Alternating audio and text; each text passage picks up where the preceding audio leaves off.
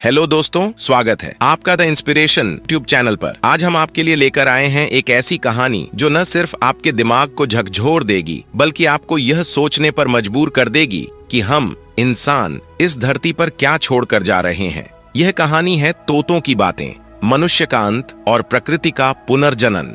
कल्पना करें, एक ऐसी दुनिया जहाँ दो तोते, एक बूढ़ा और एक जवान, एक पुराने बरगद के पेड़ पर बैठकर मनुष्य के अंत के बारे में बात कर रहे हैं।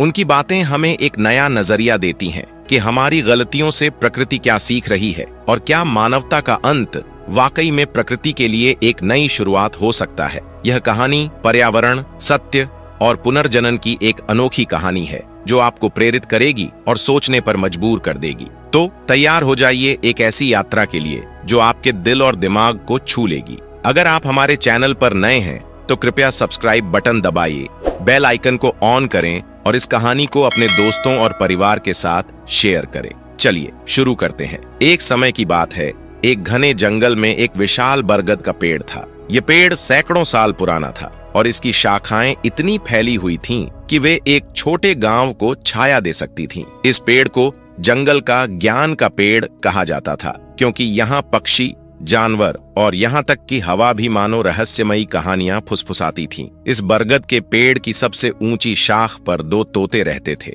एक था बूढ़ा तोता जिसका नाम था विद्या। उसकी पंखों की चमक अब फीकी पड़ चुकी थी, लेकिन उसकी आंखों में सैकड़ों सालों का अनुभव और ज्ञान झलकता था। दूसरा था एक जवान तोता जिसका नाम था चेतन। चेतन का रंग चटक हरा था और उसकी उत्सुकता उसे जंगल की हर चीज के बारे में जानने के लिए प्रेरित करती थी। एक दिन सूरज ढल रहा था और जंगल में एक अजीब सी शांति थी। हवा में धूल थी और दूर से किसी कारखाने की मशीनों की आवाज आ रही थी। विद्या और चेतन बरगद की शाख पर बैठे थे। चेतन ने अपनी चोंच से एक पत्ती को ठीक करते हुए पूछा, दादाजी आप इतने चुप क्यों हैं? क्या हुआ? जंगल आज कुछ उदास सा लग रहा है। विद्या ने एक गहरी सांस ली और बोला, चेतन, यह उदासी जंगल की नहीं बल्कि मनुष्य की बनाई हुई है। मैंने इस बरगद पर सैकड़ों साल देखे हैं। मैंने जंगल को हरा भरा देखा, नदियों को गाते हुए सुना और पक्षियों को आसमान में नाचते देखा, लेकिन अब मैं मनुष्य का अंत देख रहा हूँ। चेतन चौंक गया। उसने अपनी आंखें गोल की और पूछा, मनुष्य का अंत? दादाजी आप क्या कह रहे हैं? मनुष्य तो इस धरती के राजा हैं। उनके पास मशीनें हैं, शहर हैं और वो तो चांद पर भी जा चुके हैं। विद्या ने हल्के से मुस्कुराते हुए कहा, हाँ चेतन, मनुष्य ने बहुत कुछ बनाया है लेकिन हर चीज की एक कीमत होती है। मैं तुझे एक कहानी सुनाता हूँ। ये कहानी मनुष्य की, प्रकृति की और उस अंत की है जो अब दूर नहीं है। मनुष्य की शुरुआत, विद्या की कहानी। विद्या ने अपनी कहानी शुरू की। जब मैं छोटा था तब यह जंगल इतना घना था कि सूरज की किरणें भी मुश्किल से जमीन को छू पाती थीं। उस समय मनुष्य साधारण थे। वे जंगल में रहते थे, पेड़ों की पूजा करते थे और नदियों को मां मानते थे। वे प्रकृति के साथ तालमेल में जीते थे। लेकिन फिर कुछ बदला। मनुष्य ने आग जलाई, पहिए बनाए और धीरे धीरे अपनी ताकत को समझने लगा। चेतन ने उत्सुकता से पूछा, तो यह तो अच्छी बात है ना दादाजी? मनुष्य ने तरक्की की। विद्या ने गंभीर स्वर में कहा, हाँ चेतन, मनुष्य का अंत अब दूर नहीं है। मैंने देखा है कैसे उनकी मशीनें धरती को गर्म कर रही हैं, कैसे बाढ़, सूखा और तूफान हर साल बढ़ रहे हैं। मनुष्य ने प्रकृति से युद्ध छेड़ दिया है और प्रकृति कभी हार नहीं मानती। चेतन उदास हो गया। उसने पूछा, दादाजी अगर मनुष्य का अंत हो गया तो क्या होगा? क्या यह जंगल भी खत्म हो जाएगा? विद्या ने मुस्कुराते हुए कहा, नहीं चेतन, मनुष्य का अंत प्रकृति का अंत नहीं है, प्रकृति अनंत है। मैंने देखा है कैसे कटे हुए जंगल फिर से उगाते हैं, कैसे सूखी नदियां फिर से बहने लगती हैं। अगर मनुष्य गायब हो जाए तो प्रकृति फिर से सांस लेगी। यह बरगद का पेड़ जो सैकड़ों सालों से खड़ा है तब भी खड़ा रहेगा। हम तोते फिर से गाएंगे और हवा फिर से शुद्ध होगी। विद्या ने एक और कहानी सुनाई। कई साल पहले इस जंगल के एक हिस्से में आग लग गई थी। मनुष्य ने उस आग को भड़काने में मदद की थी क्योंकि उन्होंने जंगल को कचरे से भर दिया था। सब कुछ जलकर राख हो गया। लेकिन कुछ साल बाद मैंने देखा कैसे उस राख में से नए पौधे उगाए, कैसे चींटियां, पक्षी और जानवर वापस लौट आए। प्रकृति में पुनर्जनन की शक्ति है। चेतन, मनुष्य का अंत प्रकृति के लिए एक नई शुरुआत होगा।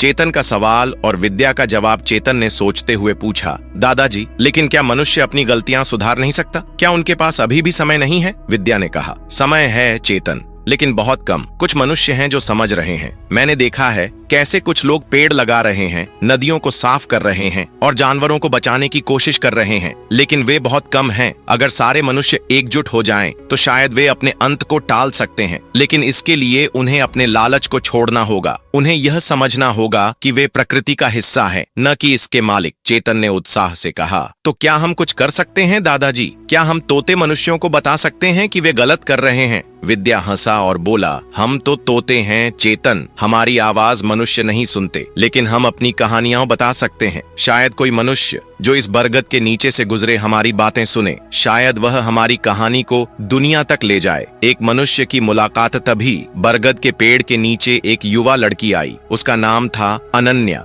वह एक पर्यावरण कार्यकर्ता थी जो जंगल को बचाने के लिए काम कर रही थी। अनन्या ने बरगद के पेड़ के नीचे बैठकर अपनी डायरी निकाली और लिखने लगी। वह जंगल में हो रहे अवैध कटाई के खिलाफ एक अभियान चला रही थी। चेतन ने उत्सुकता से कहा, दादाजी, यह लड़की कौन है? वह क्या कर रही है? विद्या ने जवाब दिया, यह वही मनुष्य है चेतन, जो अभी भी आशा की किरण है। यह अनन्या है। मैंने उसे पहले भी देखा है। वह इस जंगल को बचाने के लिए लड़ रही है। वह उन मनुष्यों में से है जो प्रकृति की आवाज सुनते हैं। अनन्या ने अपनी डायरी में लिखा, यह बरगद का पेड़ इस जंगल का दिल है। अगर हम इसे बचा लें तो शायद हम इस जंगल को बचा सकते हैं, लेकिन इसके लिए हमें एकजुट होना होगा। विद्या ने चेतन से कहा, देख चेतन, अनन्या जैसे लोग ही मनुष्य की आखिरी उम्मीद हैं।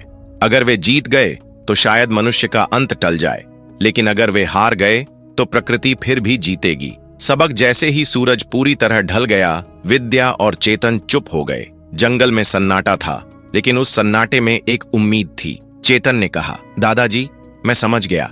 हमें प्रकृति का सम्मान करना होगा और शायद हमारी छोटी सी आवाज भी किसी को प्रेरित कर सकती है। विद्या ने हल्के से सिर हिलाया और बोला, हाँ चेतन, हर छोटी आवाज मायने रखती है। हम तोते हैं, लेकिन हमारी कहानियां अमर हैं। कहानी यहीं खत्म नहीं होती। अनन्या ने अपनी डायरी में लिखी बातों को एक किताब में बदला। उस किताब का नाम था बरगद की बातें। उस किताब ने लाखों लोगों को प्रेरित किया। लोग जंगल बचाने के लिए एकजुट होने लगे। धीरे धीरे जंगल फिर से हरा भरा होने लगा। नदियां फिर से गाने लगीं और पक्षी फिर से उड़ने लगे। लेकिन विद्या और चेतन जानते थे कि यह सिर्फ एक शुरुआत थी। मनुष्य का भविष्य अभी भी अनिश्चित था और वे हर दिन उस बरगद के पेड़ पर बैठकर नई कहानियां सुनाते, इस उम्मीद में कि कोई उनकी बात सुनेगा। दोस्तों, यह थी तोतों की बातें, मनुष्य का अंत और प्रकृति का पुनर्जनन की कहानी। यह कहानी हमें सिखाती है कि हमारी धरती हमारी माँ है और हमें उसका सम्मान करना होगा। विद्या और चेतन की बातें हमें याद दिलाती हैं कि हर छोटा कदम मायने रखता है। अगर हम आज प्रकृति को बचाने के लिए एकजुट हो जाएं, तो शायद हम मनुष्य का अंत टाल सकते हैं। आपको इस कहानी से क्या सीख मिली? क्या आप भी अनन्या की तरह प्रकृति को बचाने के लिए कुछ करना चाहेंगे? नीचे कमेंट बॉक्स में जरूर बताएं। अगर आपको यह वीडियो पसंद आया हो तो लाइक करें, अपने दोस्तों और परिवार के साथ शेयर करें और हमारे चैनल को सब्सक्राइब करना न भूलें। हम आपके लिए ऐसी ही प्रेरणादायक और विचारोत्तेजक कहानियां लाते रहेंगे। तब तक के लिए प्रकृति का सम्मान करें और अपने आसपास